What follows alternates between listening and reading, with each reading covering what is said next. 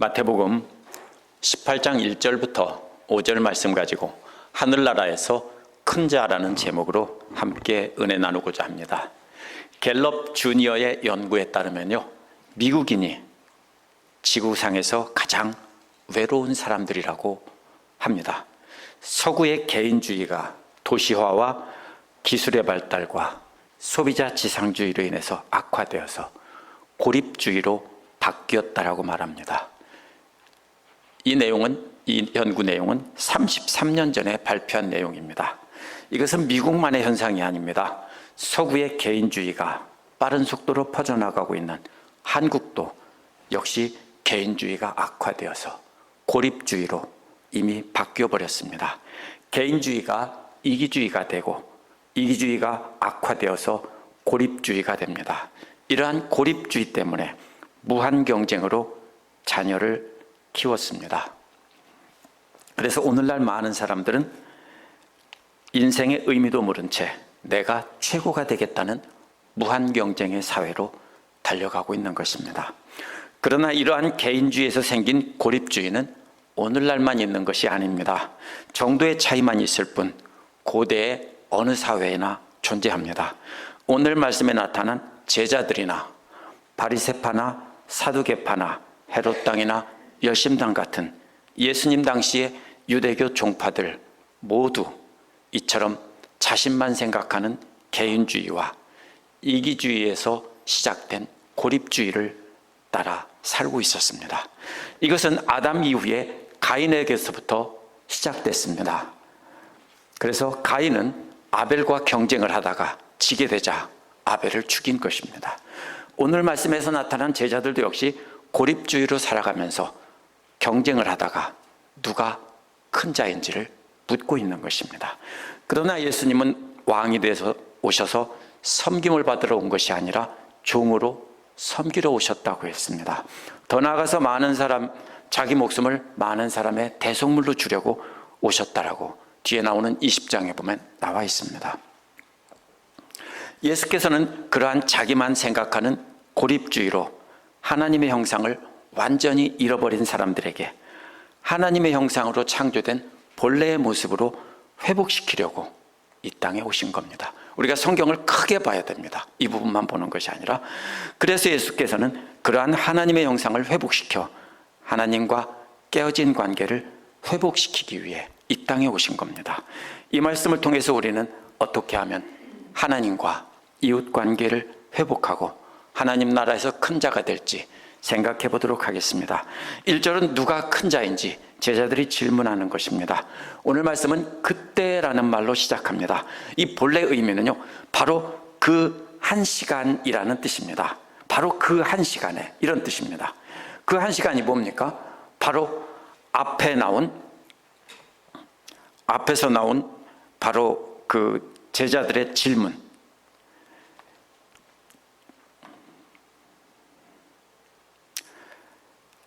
제자들의 질문이 아니라요, 바로 17장 끝부분에서 성전세를 내는 것과 관련한 그 때입니다. 그래서 바로 예수께서 바로 앞에서 말씀하신 지 얼마 안 되는, 한 시간도 안 되는 그런 시간이라는 뜻입니다. 예수께서는 제자들은 하나님의 자녀이기 때문에 성전세를 낼 필요가 없지만 사람들이 걸려 넘어지지 않게 하기 위해서 성전세를 내라고 했습니다. 따라서 그때라는 말은 하나님의 자녀들이 이 세상을 살아가면서 진리가 아닌 것을 고집하며 관계를 깨어지게 하는 일을 하면 안 된다고 하신 겁니다. 바로 하나님과 분리된 채 고립주의로 살아가고 있는 사람들도 회복될 가능성이 있기 때문에 그 관계를 조심하라는 뜻으로 말씀하신 겁니다. 바로 그 시간에 역시 이어서 말씀하셨다는 뜻입니다. 그 다음에 또 이어지는 내용은 십자가의 고난입니다. 따라서 성전세에 관한 토론을 마친 지 얼마 안 되는 시간이고 이제 갈릴리에서 사역을 마치고 예루살렘에 내려가서 고난을 받으실 때가 임박했던 바로 그 어느 한 시간입니다. 아주 귀중한 시간에 예수님께서는 고립되어서 살아가고 있는 죄인들을 구원하기 위해 자신을 대속물로 주실 시간이 얼마 남지 않은 아주 귀중한 그 시간에 제자들에게 가르치셨다, 이런 뜻입니다. 제자들의 질문은 하늘나라에서 누가 가장 큰 사람이냐는 것입니다. 이 질문의 뜻은요, 권능과 지위와 영광을 가진 자를 뜻하고요, 의로운 자를 뜻하는 것이 아닙니다. 따라서 제자들의 질문은 하나님 나라에서 누가 제자들 중에 가장 높은 자리에 앉아서 권세와 영광을 누릴지 질문한 것입니다. 이 질문 자체가 하나님과 이웃 사이가 모두 단절된 채 고립주의로 살아가고 있는 죄인들의 속성을 그대로 나타냅니다. 제자들은 예수님이 메시아라는 것을 굳게 믿고 있었습니다. 제자들은 이제 예수님의 사역이 막바지에 이르렀다는 걸 알았습니다. 그래서 메시아이신 예수께서 이루실 하나님 나라가 코앞에 왔다고 생각해서 이런 질문을 한 것입니다. 예수께서 예루살렘에 입성하시면 왕이 되셔서 로마 제국을 무력화시키고 다윗 시대 같은 강력한 제국을 이룰 것이라고 생각했습니다. 그래서 구약에 예언된 하나님 나라가 성취되면 누가 제자들 중에서 최고 높은 자리에 앉을 것이냐, 이걸 물은 것입니다. 극단적인 이기주의가 악화된 고립주의의 전형적인 본보기입니다. 나머지 모든 이방 나라들은 다 망해도 상관없고 자기 나라만 최고가 되면 된다는 생각이 바로 유대인들이 기다리던 하나님 나라였기 때문입니다. 그러한 죄인들의 속성에 빠져있던 제자들이었기 때문에 제자들의 관심은 다른 유대인들과 마찬가지로 영원한 하나님 나라가 아니라 곧 이루어질 현재적인 위대한 이스라엘입니다. 자기 나라만이 세계 최고가 되는 때가 바로 하나님 나라가 이루어지는 때라고 생각했습니다. 이때는 예수님의 사역의 막바지에 이른 때입니다.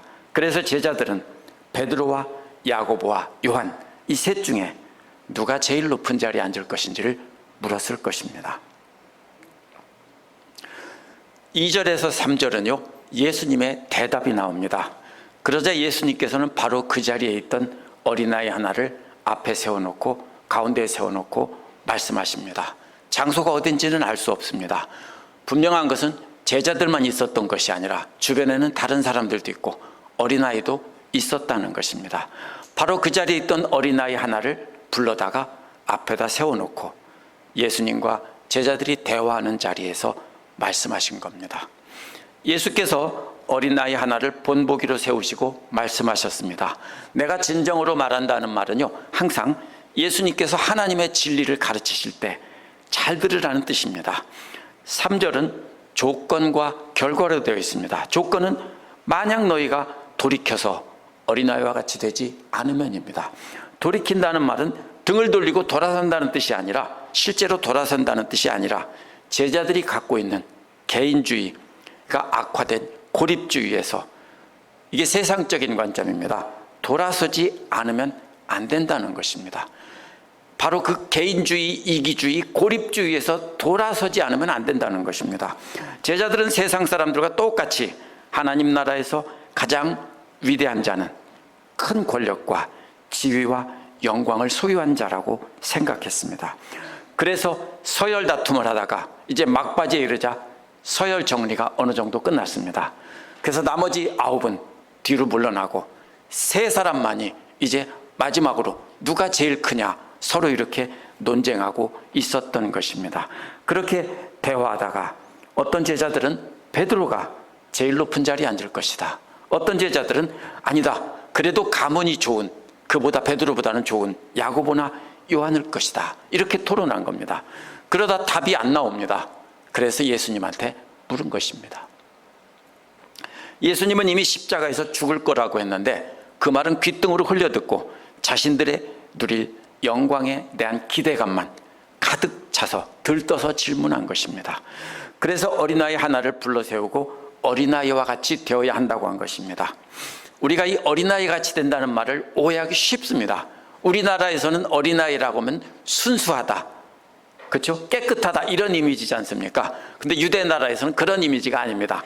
힘이 없고 가장 약하고 가장 낮은 존재라는 뜻입니다. 아무런 보호막도 없는 존재이고요, 부모가 버린다면 당장 굶어줄 수밖에 없는 그런 존재가 바로 어린아이들입니다. 어린아이들은 부모의 힘과 능력을, 부모님을 절대적으로 의지해야 했고 자신들의 힘과 능력을 의지하지 않았습니다.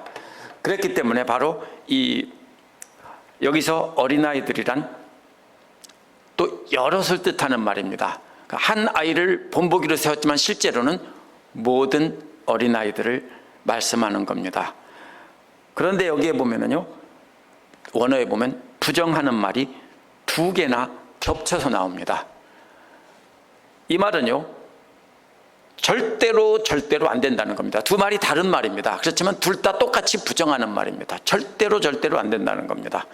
하나님 아버지께로 돌아서서 하나님만 절대적으로 의지하지 않으면 절대로 하나님 나라에 못 들어간다, 이런 뜻입니다. 우리가 여기서 오해하는 것이요, 하늘나라라는 말의 의미 때문입니다. 유대인들이 하늘나라라고 하는 것은 하늘에 있는 나라나 영원한 나라를 뜻하는 게 아닙니다. 본래는 하나님 나라인데 유대인들은 하나님이라는 말을 입에 올리기를 꺼려했습니다. 신성모독이기 때문에. 그래서 하나님 대신에 하늘이라는 말로 바꾼 것이지, 유대인들이 말하는 하나님 나라는 하늘에 있는 나라가 아니라 이 땅에서 다윗과 같은 강력한 제국, 그것을 하나님 나라라고 한 것입니다. 그래서 제자들은 곧 이루어질 하나님 나라, 예수님이 아무리 죽는다고 해도 소용없습니다. 이제 예루살렘에 내려가기만 하면 5천 명을 먹이고 죽은 사람도 살린 그 능력에 예수님께서 이제 온 세상을 평정하고 로마 제국을 몰아내고 왕이 될 것이다, 이렇게 들떠 있는 겁니다. 그런데 예수님은 세상적인 그런 관점에서 완전히 돌아서서 이 어린아이처럼 최고로 낮아지지 않으면 하나님 나라에 절대로 못 들어간다, 이런 뜻입니다. 완전히 동문서답입니다. 제자들이 누가 하나님 나라에 들어가는지 안 들어가는지 물어봤습니까? 제자들의 질문은 모두가 하나님 나라에 다 들어가는 것은 따놓은 당상이라고 생각한 것입니다. 그러나 예수님은 그 생각 자체가 틀렸다는 겁니다. 세상적인 관점에서 완전히 돌아서서 어린아이처럼 되지 않으면 가장 높은 자리는커녕 하나님 나라에 아예 들어가지도 못한다, 이런 뜻입니다. 예수님께서 말씀하신 어린아이의 비유는 우리가 두 가지 초점으로 이해해야 됩니다. 하나는 어린아이처럼 낮아지라는 것입니다. 당시 세상에서 어린아이보다 낮은 존재는 없었습니다. 그렇기 때문에 가장 낮아지라는 겁니다. 낮아지라는 것은요, 겸손해지라는 뜻이 아니라 가장 약하고 무시당하는 존재로 모든 사람을 섬기고 모든 사람의 명령이나 말을 다 듣는 존재가 되라는 것입니다. 우리가 착각하면 안 됩니다. 내가 겸손한 태도를 가지면 되지, 이게 아니라 모든 사람의 말을 듣고 시키는 대로 그들을 섬기는 그런 가장 낮은 존재가 되라는 겁니다. 또 다른 초점은요, 그렇게 약하고 낮은 존재인 어린아이가 부모를 의지하듯이 자신의 약함을 인정하고 전적으로 하나님만 의지하라는 뜻도 역시 포함하고 있습니다.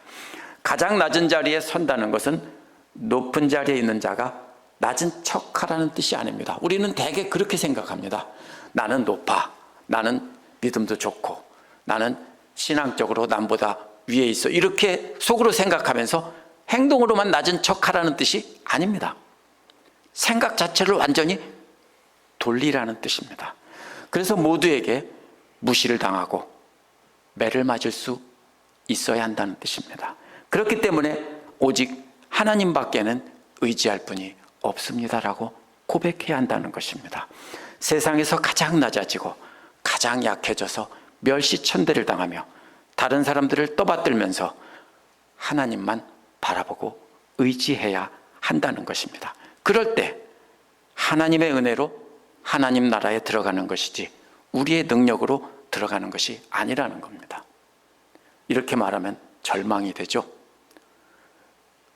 왜 절망이 되냐면요, 이 땅에서 사는 날이 끝이라고 생각하니까 그렇습니다. 그러나 영원한 나라에서 우리가 영원히 산다는 것을 분명히 믿는다면 이 짧은 시간에 하나님 뜻에 따라 그렇게 낮아지는 것쯤은 감당할 수 있습니다. 고대의 왕가에서 태어난 여자아이를 뭐라고 부릅니까? 공주라고 부르죠.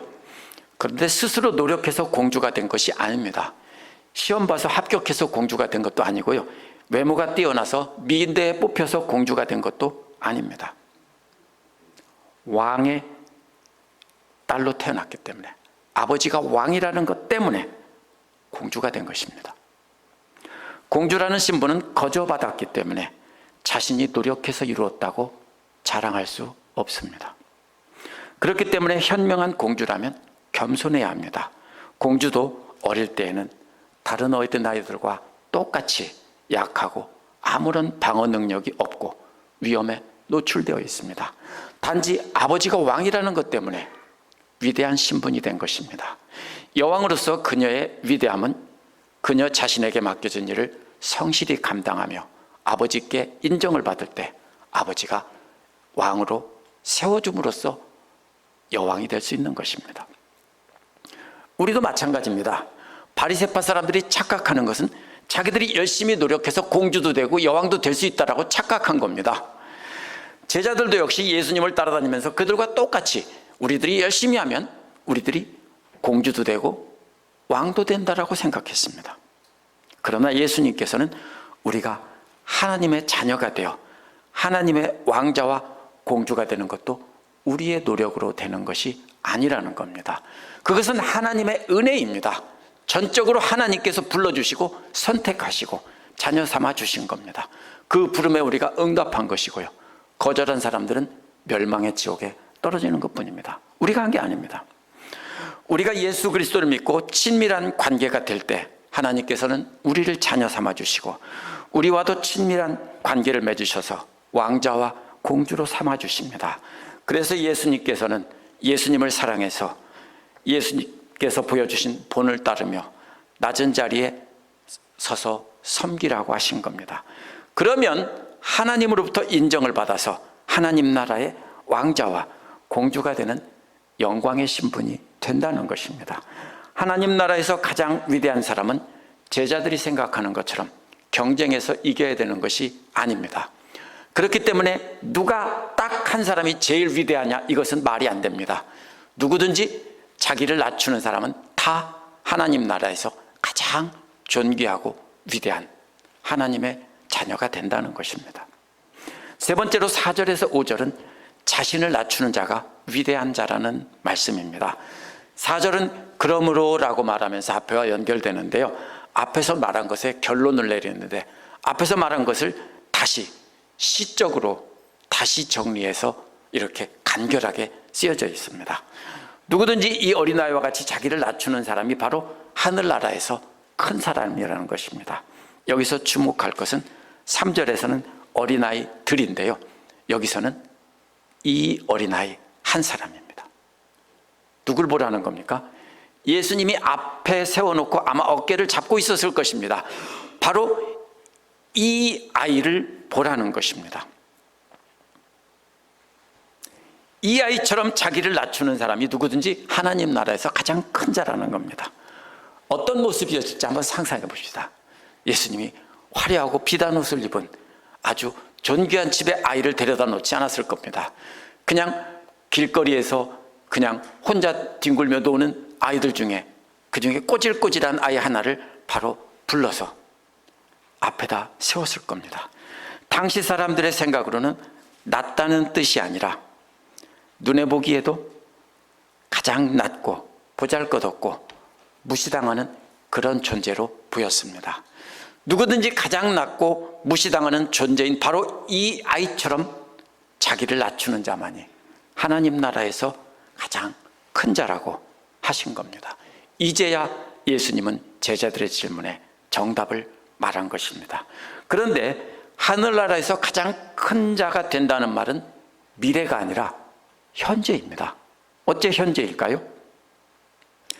이것은 이미 지금 당장 이루어진다는 뜻입니다. 자신을 어린아이처럼 낮추면 당장 하나님 나라에서 큰 자가 된다는 것입니다. 물론 그 지위는 영원한 하나님 나라까지 연결이 됩니다. 그러나 이러한 위대한 자가 장차올 나라에서가 아닌 당장 이루어진다는 것은 단순히 말장난이 아닙니다. 이러한 위대함은 예수님을 믿고 따를 때 예수님과 하나님과 우리와의 관계가 회복됨으로 얻어지는 선물이기 때문입니다. 우리가 예수님을 믿음으로 우리가 하나님과의 관계가 회복되면 우리의 신분은 당장 바뀐다는 뜻입니다. 지금 당장 바뀌는 겁니다. 그래서 자기를 낮추어서 어린아이처럼 겸손한 상태에서 가장 낮은 형제자매들을 상전으로 섬기며 예수님과 하나님만 의지하면 곧바로 존귀하신 하나님과 아주 친밀한 가까운 사이가 된다는 뜻입니다. 5절에서 한 걸음 더 나아갑니다. 누구든지 내 이름으로 이런 어린아이 하나를 영접한다면 나를 영접한 것이다. 어린아이는 가장 낮고 아무런 힘도 없는 존재입니다. 그보다 더 낮은 사람은 없습니다. 그런데 그런 어린아이를 영접한다는 것은 그보다 더 낮은 사람이 되라는 것입니다. 이 영접한다는 말은요, 이스라엘에서 손님이 오면 문 앞에 나가서 신발끈을 풀어주고 그 흙먼지 묻은 발을 씻겨주는 것이 영접한다는 뜻이지, 주인이 나서서 어서 오십시오 한다는 뜻이 아닙니다. 그러면 샌들을 신었는데요, 발이 흙천지 땀으로 막 뒤범벅입니다. 그 발을 풀어주고 냄새나는 발을 물로 씻겨준 다음에 집 안으로 들어오십시오 하는 것이 영접하는 겁니다. 어떻게 보입니까? 가장 낮은 종이 하는 겁니다. 그렇다면 그 어린아이보다 더 낮은 자리에서 섬기라는 뜻입니다. 그렇게 하면 바로 나를 영접하는 것이라고 했는데, 원어에는 나라는 말이 본래 뒤에 와야 정상인데 앞으로 옮겨놨습니다. 이것은 예수님을 영접하는 것을 아주 강조하는 겁니다. 그렇게 하면 바로 너희가 예수님 자신을 영접하는 거라는 겁니다. 어린아이나 천한 종을 영접하는 종이 되면 창피하겠죠. 그렇지만 만왕의 왕이신 예수님을 영접하여 신발끈을 풀어드리고 그 발을 씻겨드린다면 그것은 영광입니다. 왜냐하면 그 일을 하는 사람은 사람들이 다 존귀한 자로 우러러볼 것이기 때문입니다. 여기서 잊지 말아야 할 것은 내 이름으로 라는 말입니다. 예수님의 이름으로 어린아이 하나를 영접한다는 말은 내 이름 때문에 또는 내 제자 중 한 사람이기 때문에 이런 뜻입니다. 그래서 예수님을 믿는 사람 중에서 가장 보잘것없는 사람들을 섬기는 종의 자리에 선다면 그것이 바로 예수님을 영접하는 것이고 곧 하나님을 영접하는 것이라는 뜻입니다. 위대함은 스스로 노력해서 얻을 수 있는 것이 아닙니다. 하나님의 은혜 안에서 겸손히 낮아질 때 하나님께서 위대함을 선물로 주시는 겁니다. 그렇기 때문에 어린아이를 본보기로 세워놓고 말씀하신 것은 진정으로 변화된 삶은 개인적으로 노력해서 얻는 것이 아니라 하나님께서 그의 개인적인 삶 안에 영적인 변화를 가져오도록 허락함으로 성취할 수 있는 것입니다. 무슨 말입니까? 우리가 겸손히 낮출 때 하나님께서 우리의 삶에 개입하셔서 우리를 변화시킨다는 뜻입니다. 그렇게 함으로써 우리가 진정 낮아질 수 있는 것입니다. 이것은 산상수훈에서 예수님께서 말씀하신 것과 같은데요, 산상수훈에서 예수께서 말씀하신 8가지 복을 간단히 돌아보겠습니다. 처음 4가지는 하나님 앞에서 자기를 낮추는 모습입니다. 가난한 자란 말로만 가난한 자가 아니라 자신의 죄를 깨닫고 하나님 앞에 아무것도 내놓을 것이 없다는 자입니다. 그래서 하나님 앞에서 자기의 죄성과 자기의 비열함을 애통하는 자가 되는 것입니다. 애통하는 자는 자기의 참모습을 깨달았기 때문에 하나님 앞에서 하나님과 사람들을 높이는 태도를 보이는데 그것이 온유한 자라는 뜻입니다. 그렇게 하면서 어떻게 하면 하나님을 기쁘게 할까 하는 마음이 목마른 사람처럼 간절하게 일어나는 것이 의에 줄이고 목마른 사람입니다. 이 4가지는 하나님을 향해서 가장 자기를 낮추는 모습입니다. 그 다음 날까지는 사람들 앞에서 자신을 낮추는 모습입니다. 긍휼히 여기는 자란 과거 자신처럼 위선적인 거룩을 드러내며 경쟁하는 사람들을 불쌍히 여기는 마음입니다. 마음이 청결한 자는 자신의 거룩함을 드러내서 자신을 높이는 것이 아니라 실제로 자신의 참모습을 그대로 드러내면서 자기를 다른 사람보다 낮추는 것입니다.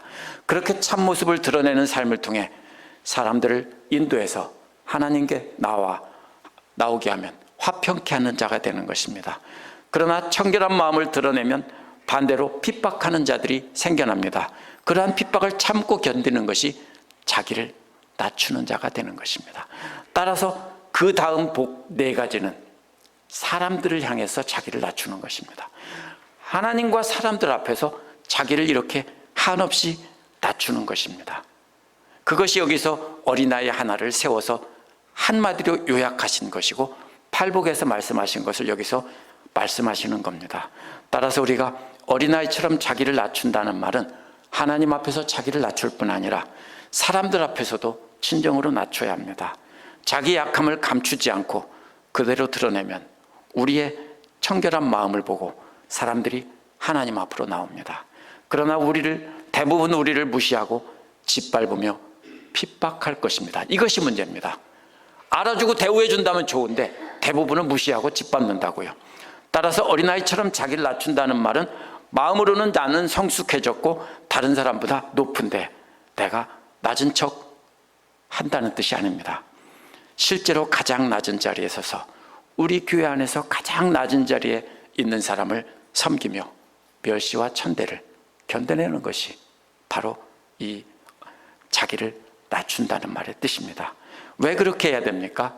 바로 아담 이후의 죄 때문입니다. 하나님과의 관계가 깨어졌고 공동체 역시 파괴되고 서로 최고가 되기 위해 무한 경쟁을 하고 있는 것이 인간들의 속성입니다. 우리가 영화나 드라마를 가만히 보면 모두가 다 뭡니까? 내가 성공하고 승리하기 위해서 적들을 다 없애는 내용들입니다. 그렇죠? 선하건 악하건 다 똑같습니다. 다만 방법이 상대적으로 선하면 그것은 옳은 일이라고 하고 하는 것뿐입니다. 가만히 보면 다 그렇습니다. 그게 인간들의 속성입니다. 그런데 예수님께서 우리를 회복시키기 위해 십자가에서 돌아가셨습니다. 그래서 우리는 서로가 필요합니다. 하나님께서는 우리를 홀로 살라고 창조하신 것이 아닙니다. 공동체는 하나님께서 창조하신 중요한 요소입니다. 그래서 서로가 낮아져서 서로를 섬김으로 믿음의 공동체가 하나님과의 관계가 회복되고 사람들과의 관계도 회복되어야 합니다. 우리에게만 하나님 나라는 이미 시작되었고요. 모든 피조물 중에 우리만이 하나님의 형상으로 창조되었습니다.